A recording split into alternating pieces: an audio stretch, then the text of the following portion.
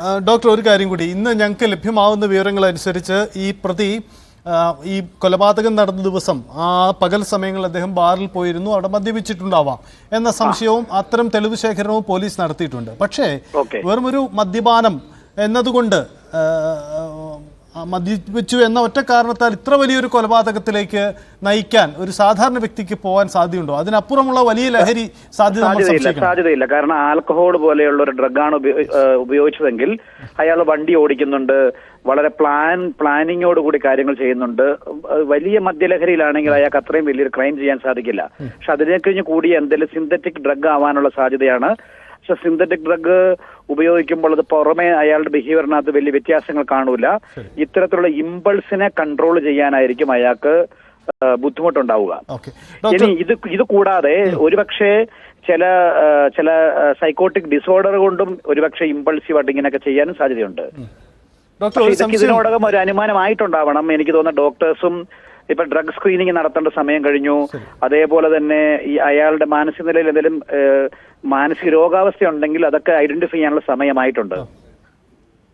Doctor, ഒരു സംശയം. അവിടെ ഒരു കൂട്ട ആത്മഹത്യക്കുള്ള ശ്രമം നടന്നിരുന്നോ എന്ന ചില സംശയങ്ങളും സൂചനകളുമാണ്. നമ്മൾ ഇപ്പോൾ പോലീസിന്റെ ഔദ്യോഗിക ഭാഷ്യമല്ല, സാഹചര്യവും നിലവിൽ നമുക്ക് ലഭിക്കുന്ന വിവരങ്ങളും നമ്മൾ വിലയിരുത്തുന്നതാണ്. അങ്ങനെ ഒരു സംശയം നമുക്ക് മുന്നിൽ ഉണ്ടാവുന്നുണ്ട്. അപ്പോൾ അമ്മ മകനെ ന്യായീകരിക്കാൻ ശ്രമിക്കുന്നു. അങ്ങനെയെങ്കിൽ ഒരു കൂട്ട ആത്മഹത്യക്ക് ശ്രമം നടന്നിരുന്നോ? കാരണം പിതാവിൻ്റെ കടക്കണി പോലെയുള്ള വലിയ കുരുക്കുകൾ അവർക്ക് മുന്നിൽ ഉണ്ടായിരുന്നു, അതുകൊണ്ട് ആത്മഹത്യ ചെയ്യാമെന്ന് തീരുമാനമെടുക്കുന്നു. പക്ഷേ അതിന് മറ്റാരെങ്കിലും തയ്യാറാകാതെ വരുമ്പോൾ അങ്ങനെയെങ്കിൽ എല്ലാവരെയും കൊന്ന ശേഷം ഞാനും മരിക്കാമെന്നൊരു തീരുമാനത്തിലേക്ക് ഈ പ്രതി പോയിരിക്കാം.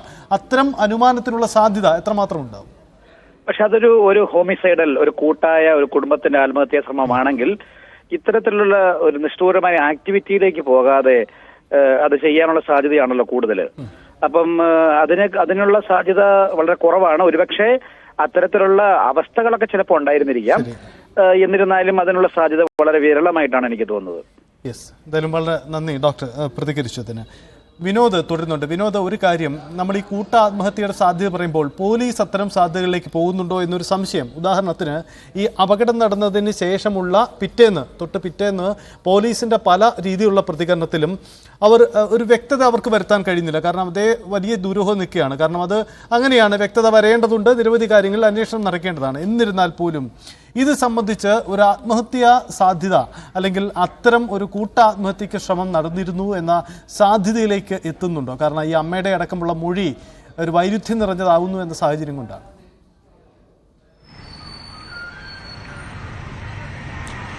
സൈത്ത്, ഇത് പരിപൂർണമായി നമുക്ക് കൂട്ടാത്മഹത്യ എന്ന് പറയാൻ കഴിയില്ല. കാരണം ഈ 3 ഇടങ്ങളിലായാണ് 5 കൊലപാതകങ്ങൾ നടക്കുന്നത്.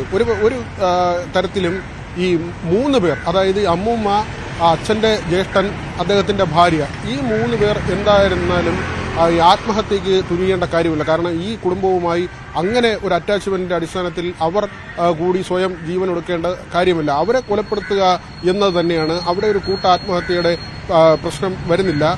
അതേസമയം ഈ വീട്ടിൽ, അതായത് ഈ പ്രതിയുടെ വീട്ടിൽ അമ്മ, സഹോദരൻ, കാമുകി, വേണമെങ്കിൽ അങ്ങനെ ഒരു സാധ്യത പറയാം. അവരെ കൊലപ്പെടുത്തി ഇവർ ആത്മഹത്യ ചെയ്യുന്നു എന്ന ഒരു കാര്യം വേണമെങ്കിൽ നമുക്ക് പറയാം. പക്ഷെ അവിടെയും ചില സാഹചര്യ തെളിവുകൾ നോക്കുമ്പോൾ, ഈ പ്രതിയുടെ രീതി പരിശോധിക്കുമ്പോൾ അങ്ങനെ ഒരു ആത്മഹത്യ അല്ല ലക്ഷ്യം വെച്ചിരുന്നതെന്നാണ്. ആദ്യം അമ്മയെ തലക്കടിക്കുന്നു, ഏതാണ്ട് 20 തവണ തലക്കടിച്ച് അബോധാവസ്ഥയിലാക്കി മരിച്ചു എന്ന കാര്യം സ്വയം ഉറപ്പുവരുത്തുകയാണ്. അങ്ങനെയാണ് പോലീസ് സ്റ്റേഷനിൽ പോയി 6 പേരെ കൊന്നു എന്ന് പറയുന്നത്.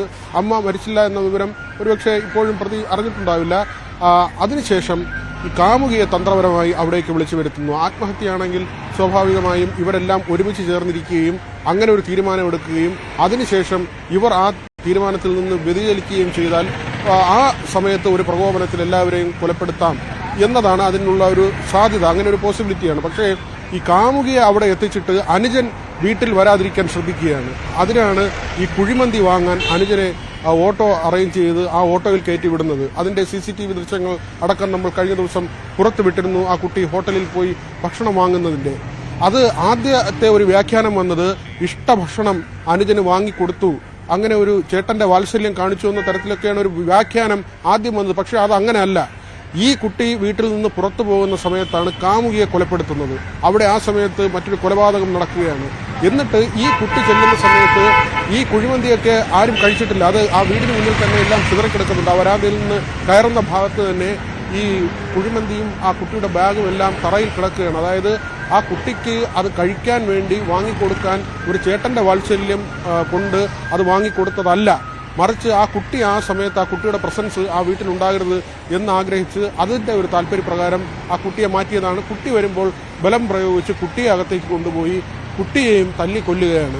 അതായത് ഒരു ആത്മഹത്യയുടെ സാധ്യതയല്ല, മറിച്ച് കൊലപ്പെടുത്തുക എന്നത് തന്നെയാണ് പ്രതിയുടെ എയിം എന്ന് കൃത്യമായി മനസ്സിലാകുന്നു.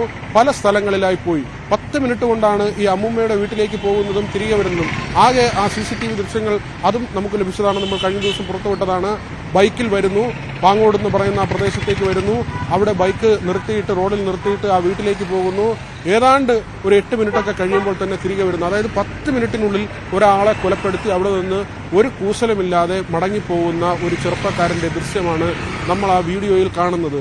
അതുകൊണ്ട് തന്നെ ഈ പേഴ്സണാലിറ്റിയുടെ പ്രശ്നമാണോ? പക്ഷേ 1 മാസമായി തുടർച്ചയായി മദ്യപിക്കുന്നു എന്ന വിവരം വരുന്നുണ്ട്. തുടർച്ചയായി രാവും പകലും മദ്യപിക്കുന്ന ഒരാളുടെ മനോനിലയിൽ കാര്യമായ മാറ്റമുണ്ടാകാം. അത് ഒരു പക്ഷേ അദ്ദേഹത്തിന് ജന്മനാലുള്ള മാനസിക പ്രശ്നമായിരിക്കില്ല. ഈ ലഹരി ഉപയോഗം കൊണ്ട് ഒരാൾ തുടർച്ചയായി നിരന്തരമായി ലഹരി ഉപയോഗിക്കുകയും അത് ശരീരത്തെയും ചിന്തയൊക്കെ ബാധിക്കുകയും അത് കൃത്യമായി ഒരാളിനെ തളർത്തുന്ന നിലയിലേക്കും അദ്ദേഹം എന്താണ് ചെയ്യാൻ പോകുന്നതെന്ന് ഒരുപക്ഷെ നിശ്ചയമില്ലാത്ത തരത്തിലേക്ക് പോവുകയും ചെയ്യുന്നു. ഈ കൊലപാതകങ്ങൾ നടത്തുമ്പോൾ ഒരുപക്ഷെ അത്ര കണ്ട് മദ്യപിച്ചിരുന്നിട്ടുണ്ടാകില്ല. പക്ഷേ മനോനില തെറ്റാൻ ഈ ലഹരിയുടെ ഉപയോഗം, അതുപോലെ തന്നെയാണ് ഈ സിന്തറ്റിക് ഡ്രഗ്സിന്റെ ഉപയോഗം.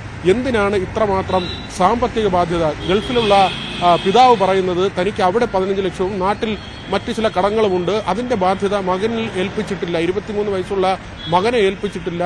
ഇപ്പോൾ താമസിക്കുന്ന വീട് വിൽപ്പന നടത്തി ആ ബാധ്യതകൾ തീർക്കുന്നതിന് വേണ്ടിയുള്ള ശ്രമമാണ് നടത്തുന്നത്. അതിന് വീട്ടുകാരുടെ ഭാഗത്ത് നിന്ന് പിന്തുണയുണ്ടായിരുന്നു. ഈ മകനും അതിന് സമ്മതിച്ചിരുന്നതാണ്. 8 വർഷമായി താൻ നാട്ടിലേക്ക് വരുന്നില്ല, സ്പോൺസറുമായി ചില സാമ്പത്തിക പ്രശ്നങ്ങൾ ഉള്ളതുകൊണ്ടാണ് ഇവിടേക്ക് എത്താൻ കഴിയാത്തതെന്ന് പിതാവ് പറയുന്നു. അങ്ങനെയെങ്കിൽ ഈ കുടുംബത്തിന്റെ ബാധ്യത ഈ ചെറുപ്പക്കാരന്റെ, ഈ തൊഴിലില്ലാത്ത 23 വയസ്സുള്ള ഈ ചെറുപ്പക്കാരന്റെ, ആഡംബര ജീവിതം നയിക്കുന്ന ഈ 23-കാരന്റെ ചുമലിലില്ല. മറിച്ച് ഇതിനുള്ള പണം പിതാവിൽ നിന്നും മാതാവിൽ നിന്നും കാമുകിൽ നിന്നും മറ്റിടങ്ങളിൽ നിന്നുമൊക്കെ പണം വാങ്ങുന്നത് സ്വന്തം ജീവിത ആവശ്യങ്ങൾക്ക് വേണ്ടിയാണ്. ആഡംബര ബൈക്ക് വാങ്ങുന്നതിനാണ്, അത്തരം വസ്ത്രങ്ങൾ വാങ്ങുന്നതിനാണ്.